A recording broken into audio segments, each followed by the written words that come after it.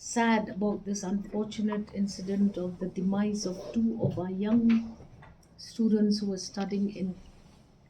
Karnataka. And yes, the government is putting pressure on the Karnataka government to ensure that there will be justice, there should be inquiries, there should be follow ups, and we feel very, very disheartened to know that these two young lives went in search of education, but this is the result of their ambition, and I feel very bad that this has happened. Government already has sent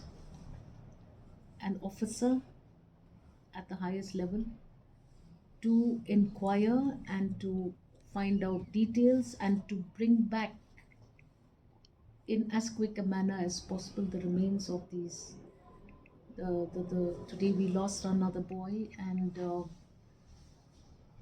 we will not rest till the government of Karnataka has taken stock of this entire situation, and we send our condolences to the bereaved family